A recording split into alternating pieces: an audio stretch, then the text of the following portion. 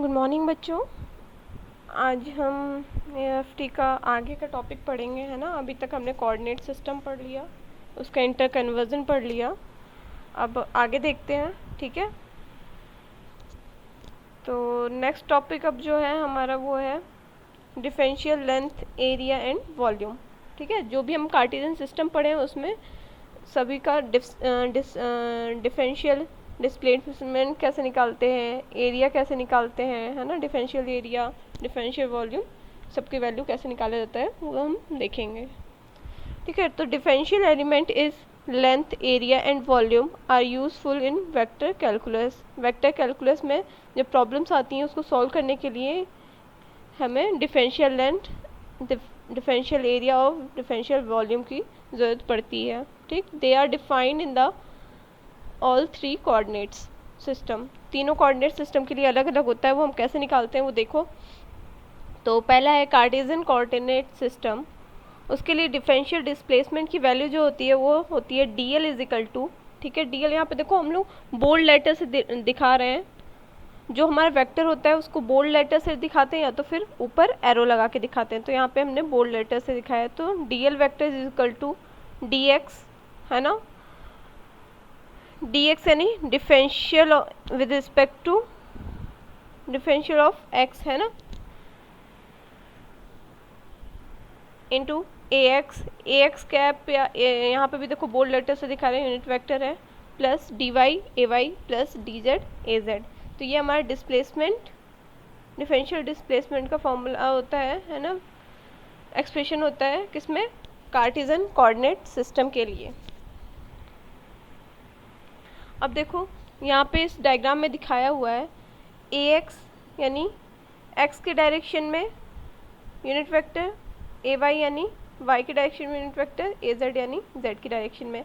हमने मान लिया कोई हमारा ये एक क्यूब है, ठीक है। इसके लिए हम मान लिया इसका जो x डायरेक्शन में है वो है dx, ये वाला, है ना। छोटा, हम एक छोटा वॉल्यूम मान रहे हैं, वो लेंथ मान रहे हैं dx, ठीक। ये dz और ये dy। तो इसी के लिए हम लोग dl की वैल्यू लिखे हैं, ठीक है। ये जो वैल्यू है इसी छोटे से सरफेस उसके लिए, क्यूब के लिए लिखा हुआ है, ठीक है। इसके लिए अब देखो डिफरेंशियल नॉर्मल एरिया हम कैसे लिखते हैं। Differential normal area ds is equal to क्या होता है, ds इज इक्वल टू, अगर हम ले रहे हैं ax की डायरेक्शन में, है ना, यानी x प्लेन की डायरेक्शन में अगर हम वैल्यू ले रहे हैं तो वो होता है, देखो इसी से आप याद रख लो कि अगर हमने ax लेना है तो हम इसका मैग्नीट्यूड यानी dy और dz का मैग्नीट्यूड लेंगे। तो यहाँ पे देखो वैल्यू क्या आती है, dy dz और ax। अगर हमें ay का लेना है ना, यानी कि y प्लेन के लिए लेना है, तो magnitude of dx dz into ay आएगा। देखो यहाँ पे dx dz ay। इसी तरह z के लिए az के डायरेक्शन में लेंगे अगर, तो dz dy और यहाँ पे dx आएगा, ठीक है। ये गलत लिखा हुआ है, ये dx dy और az होगा, ठीक है। तो आप निकाल सकते हो इजीली, है ना। बस आपको dl की वैल्यू याद रखनी है कि dl की वैल्यू क्या है। तीनों कोऑर्डिनेट सिस्टम में आपको dl की वैल्यू याद रखनी है, तो बाकी आपका इजीली निकल जाएगा। अब देखो वॉल्यूम के लिए क्या होता है, differential volume is equal to तीनों के मैग्नीट्यूड का मल्टीप्लिकेशन, यानी dx dy एंड dz तीनों का मल्टीप्लाई कर देंगे। ये हमारा क्या है, एक स्केलर है ना। स्केलर क्वांटिटी तो है क्योंकि तीनों देखो मैग्नीट्यूड ही तो आ रहा है ना। यहाँ पे कोई भी फैक्टर क्वांटिटी नहीं है। यहाँ पे देखो डायग्राम में भी दिखाया है ना, कि अगर कार्टेशियन सिस्टम हमें निकालना है किसके, az यानी ये, ठीक। तो यहाँ पे देखो dy इंटू dx और इंटू az ले रहे हैं, ठीक। इसी तरह इसके परपेंडिकुलर हम लोग वेक्टर लेते हैं जो यूनिट नॉर्मल वेक्टर है ना, और बाकी जो प्लेन में हमारा लेंथ आएगी यानी dx dz इंटू ay। इसी तरह इसके लिए भी, ठीक है। तो आप डायग्राम में भी देख सकते हो। नेक्स्ट है हमारा cylindrical coordinate system. Cylindrical coordinate system के लिए हम dl की वैल्यू क्या होती है वो याद रखना पड़ेगा आपको, कि dl इज इक्वल टू क्या होता है, d rho a rho plus rho d phi a phi plus dz az। तो आपको dl की वैल्यू तो तीनों के लिए याद रखनी पड़ेगी, ठीक है।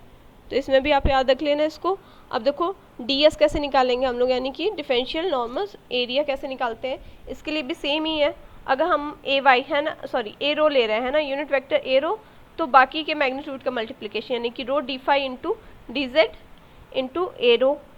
इसी तरह अगर हम ए फाई वाला ले रहे हैं तो D rho into d z into ए फाई। इसी तरह अगर हम ए जेड वाला ले रहे हैं तो रो डी फाई इंटू डी रो ए जेड, ठीक है। और डिफरेंशियल वॉल्यूम भी क्या हो जाएगा, तीनों के मैग्नीट्यूड का मल्टीप्लिकेशन, यानी कि row d phi D Z, ये हमारा क्या आ जाएगा डिफरेंशियल वॉल्यूम के लिए। तो इजी है, बस आपको डीएल की वैल्यू तीनों के लिए याद रखनी है, ठीक है। नेक्स्ट है spherical coordinate system. Spherical coordinate system के लिए देखो डीएल क्या होता है हमारा, डीएल यानी डिफरेंशियल डिस्प्लेसमेंट क्या होता है हमारा, d r a r plus r d theta a theta plus r sine theta d phi a phi, ठीक। तो इसके लिए भी डीएल की वैल्यू याद रख लेना। बाकी आप सेम वैसे ही हम कैलकुलेट करेंगे, डी एस इजिकल टू क्या होगा, अगर हम ए आर का डायरेक्शन ले रहे हैं तो बाकी दोनों के मैग्नीट्यूड का मल्टीप्लिकेशन, यानी कि r d theta into r sine theta d phi, है ना, इसलिए हो जाएगा r square sine theta d phi d theta a r. इसी तरह अगर हम ए थीटा के डायरेक्शन में लेंगे तो d r r sine theta d phi, ठीक। और इसी तरह अगर फाई के डायरेक्शन में लेंगे तो ए फाई, है ना, यानी are d theta A phi दिया आ जाएगा। डिफरेंशियल वॉल्यूम भी सेम, तीनों के मैग्नीट्यूड का मल्टीप्लिकेशन, यानी r square d sine theta d r d theta d phi. अब देखो एक एग्जांपल देख लेते हैं, ठीक है। एग्जांपल से आपको सारी चीज़ें क्लियर हो जाएंगी। क्वेश्चन दिया हुआ है, consider the object shown in figure this, है ना, इस फिगर में एक ऑब्जेक्ट दिया हुआ है, तो इसके लिए कैलकुलेट करना है हमें डिस्टेंस बी सी यानी कि बी और सी, ठीक। इस डिस्टेंस को हमें क्या करना है, निकालना है, डिस्टेंस सी डी निकालना है, सी डी यानी सी और डी हमारा ये है, ठीक, C D distance. Surface area A B C D यानी ए बी सी डी, इस सरफेस एरिया को निकालना है। तीसरा हमें क्या निकालना है, the surface area A O B, ये सरफेस एरिया निकालना है ना। पांचवा हमें क्या निकालना है, surface area A O F D यानी ये वाला निकालना है। और वॉल्यूम हमें कौन सा निकालना है, ये पूरा वॉल्यूम निकालना है, A B D C F O, A B C D F O, ठीक। तो वो वॉल्यूम हमें निकालना है। अब देखो यहाँ पे पॉइंट जो दिए हुए हैं वो हमारा कौन सा कोऑर्डिनेट सिस्टम है, कार्टेशियन कोऑर्डिनेट सिस्टम में दिया है। क्यों, कैसे पता चला, क्योंकि तीनों के तीनों हमारा क्या है, डिस्टेंस दी हुई है ना, लेंथ दी हुई है। देखो ए पॉइंट जो दिया हुआ है वो क्या है 5,0,0, बी दिया है 0,5,0, सी दिया है 0,5,10 और डी हमारा दिया हुआ है 5,0,10। यहाँ से आप एफ भी निकाल सकते हो ना। एफ देखो यहाँ पे ये वाली जो डिस्टेंस है आपको देख के पता चल रहा है एक्स वाई जेड, है ना। इस पॉइंट पे z की वैल्यू 10 है, इस पॉइंट पे भी z की वैल्यू 10, यानी कि ये जो लेंथ दी हुई है वो 10 है, तो f के लिए भी ये वाली लेंथ क्या होगी 10 ही होगी। और x और y दोनों क्या है यहाँ पे 0 0, है ना, तो 0,0,10 हो जाएगा। और 0 ओ हमारा क्या होगा 0,0,0। लेकिन यहाँ पे देखो आप कि एक सिलेंड्रिकल सिस्टम दिया हुआ है ना, तो इसके इसीलिए हम इसको कन्वर्ट करेंगे किसमें, सबसे पहले इसके सिलेंड्रिकल कोऑर्डिनेट सिस्टम के पॉइंट्स में। यानी ए पॉइंट हमारा जो 5,0,0 है उसका हम निकालेंगे क्या, रो की वैल्यू क्या है 5 ही तो है, ये जो हमारा क्या है रेडियस है वो 5 ही है, वही हमारा रो है, तो रो तो 5 आ जाएगा। अब देखो फाई क्या है, फाई यानी कि एक्स एक्सिस से एंगल जो कि 0 है, इसलिए 0 आ गया, ठीक। और तीसरा आता है जेड की वैल्यू तो सेम ही होगी जो कि हमारा 0 है। इसी तरह बी निकाल लोगे तो बी देखो यहाँ पे बी पॉइंट, यहाँ पे रो की वैल्यू तो 5 ही है, ठीक। और यहाँ से 90 डिग्री मूव करने पे हमें बी मिल रहा है ना, इसलिए 5 की वैल्यू π/2 आ जाएगा। और तीसरा है z, z की वैल्यू 0 ही रहेगी यानी कि सेम रहेगी। ठीक, इसी तरह c की वैल्यू, c पॉइंट जो है उसको कन्वर्ट करेंगे तो कितना आएगा, देखो रो की वैल्यू तो सबके लिए 5 ही आएगी क्योंकि यही हमारा क्या है, सिलेंडर की रेडियस होती है। ठीक है, तो इसीलिए देखो रो की वैल्यू सी के लिए भी 5 है, डी के लिए भी, ए के लिए भी, बी के लिए भी, सबके लिए 5 5 5। अब आपको 5 की वैल्यू देखनी है सी के लिए। सी के लिए देखो मूवमेंट कितना करना पड़ेगा, एक्स एक्सिस से 90 डिग्री, इसीलिए सी में 5 की वैल्यू π/2 और जेड तो सेम ही होगा, है ना। इसी तरह डी में देख लो, डी में हमारा 5 की वैल्यू 0 डिग्री क्योंकि ये एक्स एक्सिस के लिए है, पैरेलल ही है। ठीक है, और जेड की वैल्यू सेम, तो आपने कन्वर्ट कर लिया इजीली। अब देखो अलोंग बी सी हमें निकालना है। बी सी के अलोंग अगर आप देखोगे डायग्राम में, देखो बी सी, बी और सी के अलोंग तो कौन सा वेक्टर आ रहा है, डी एल जो आ रहा है वो हमारा क्या है, डी जेड ही तो आ जा रहा है क्योंकि देखो ये क्या है, parallel to the z axis. Parallel to z axis मतलब डी एक्स और डी वाई की वैल्यू 0 हो गई। ठीक, इसीलिए d l is equal to d z हो जाएगा। और अगर आप इसका इंटीग्रेट करोगे तो वैल्यू क्या आ जाएगी, 10। वैसे भी आप देख सकते हो कि यहाँ पे बी सी की जो लेंथ आ रही है वो हमारे देखो जेड पॉइंट ही तो है, जेड बी पे 0 है और सी पे 10 है, तो लेंथ कितनी होगी, 10 ही तो आएगी। आप ऐसे भी लिख सकते हो। ठीक है, चाहे तो आप इससे लिख लो, चाहे तो डायरेक्टली देख के भी लिख सकते हो। अब देखो सेकंड हमें निकालना है B C D. C D निकालना है, सी डी यानी कि ये, अब ये देखो ये रेडियल है ना, रेडियल डिस्टेंस है।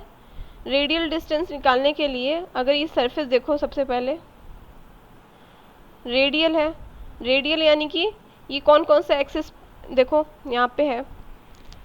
अगर आप सी से डी पे जा रहे हो, सी से डी पे जाने पे क्या क्या चेंज आ रहा है, देखो z हमारा कांस्टेंट है, कोई चेंज नहीं है, यानी कि d z is equal to 0 हो जाएगा, है ना।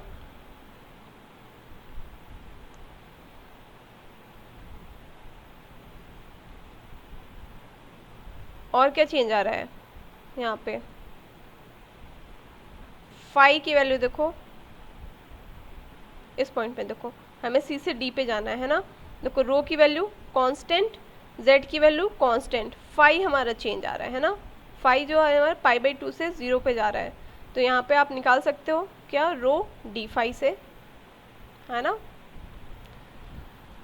क्योंकि बाकी चीज़ें क्या है, डी रो भी हमारा क्या है 0 आ जाएगा क्योंकि रो की वैल्यू कांस्टेंट है और जेड की वैल्यू भी क्या है, कांस्टेंट है, इसीलिए हमारा डी फाई बचेगा, यानी कि रो डी फाई, और इसको कैलकुलेट करोगे तो आ जाएगा 2.5 पाई। ठीक है, अब देखो for A B C D surface, अब देखो सरफेस की बात कर रहे हैं, surface A B C D, A B C D यानी ये रेडियल सरफेस है हमारा, है ना। अब इस सरफेस के लिए आप देखोगे, है ना, ये जो रेडियल सरफेस है इसके लिए z की वैल्यू क्या है,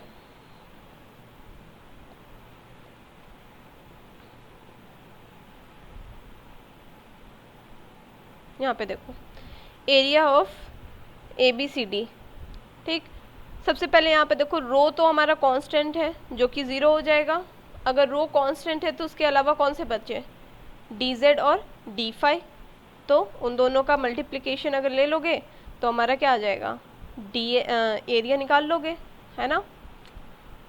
ठीक है ना, देखो रो ही हमारा क्या है, कांस्टेंट है, जो कांस्टेंट वैल्यू है वो क्या हो जाएगी, उसका डी अगर रो निकालोगे तो 0 आएगा, तो उसके अलावा जो बचा उसका मल्टीप्लिकेशन से, मैग्नीट्यूड के मल्टीप्लिकेशन से हम यहाँ पे क्या आ जाएगा, सरफेस आ जाएगा।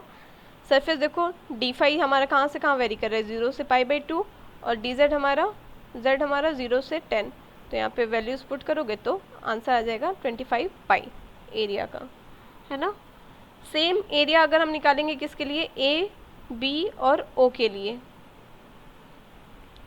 ए बी ओ के लिए, यहाँ पे अब देखो पॉइंट देख लो, ए बी और ओ अगर होता तो यहाँ पे क्या आता, 0,0,0, तो यहाँ पे z क्या है, डी जेड हमारा कांस्टेंट आता। ठीक, उसके अलावा हमारा रो और फाई क्या है, वेरिएबल आएगा, तो रो और डी फाई वाले वेरिएबल्स हम ले करके यहाँ पे अगर निकाल लेंगे एरिया, तो इसका एरिया आ जाएगा 6.25 पाई। ठीक है ना, समझ में आ रहा होगा आपको। इसी तरह AOFD, AOFD अगर चारों पॉइंट देखोगे है ना, तो आपको क्या मिलेगा कि यहाँ पे हमारा फाई क्या है, वो 0 डिग्री आ रहा है, यानी फाई कांस्टेंट आ रहा है। तो उसको छोड़ करके इसके अलावा डी रो और डी जेड वाले जो होंगे उसको टर्म को ले लेंगे, उससे एरिया निकालेंगे तो 50 आ जाएगा। और वॉल्यूम अगर हमें निकालना है तो तीनों मल्टीप्लाई हो जाता है, पता है आपको है ना, कोई भी यहाँ पे वेरिएबल कांस्टेंट नहीं होता है, तीनों के तीनों वैल्यू करते हैं। तो उसके लिए आप देख लो, तो यहाँ पे इसकी लिमिट्स पुट कर देना, z की लिमिट 0 to 10, फाई की लिमिट 0 to π/2 और रो की लिमिट 0 to 5। तो आपका वैल्यू आ जाएगा 62.5 पाई। ठीक है, तो आप एक चीज़ याद रख लो बस कि अगर हमें लेंथ निकालनी है, लेंथ निकालते वक्त हमें सिर्फ और सिर्फ एक ही वेरिएबल मिलेगा। ठीक है, जब हम सरफेस निकालेंगे तो हमें 2 वेरिएबल मिलेगा और एक कांस्टेंट मिलेगा, और जब वॉल्यूम निकालेंगे तो तीनों के तीनों हमारे क्या होंगे, वेरिएबल होंगे। ठीक है, तो आपको बस वही फाइंड आउट करना है कि कौन कांस्टेंट है कौन वेरिएबल है, देन उसके बाद आप आगे इजीली सॉल्व कर सकते हो। लिमिट आपको पॉइंट्स देख के पता चल जाएगा है ना, और पॉइंट्स अगर निकाल लिए तो उससे आपको वेरिएबल भी पता चल जाएगा कौन सा वेरिएबल है और कौन सा कांस्टेंट है। ठीक है, तो आप इस पे और भी क्वेश्चंस करना। ठीक है, नहीं समझ में आएगा कमेंट सेक्शन में आप पूछ सकते हो, नहीं तो मुझे व्हाट्सएप पे मैसेज, ग्रुप में पर्सनल जो ग्रुप बना है आपका EMFT का, उस पर आप डाउट भेजना, मैं आपको क्लियर कर दूंगी। ठीक है, ओके, थैंक यू।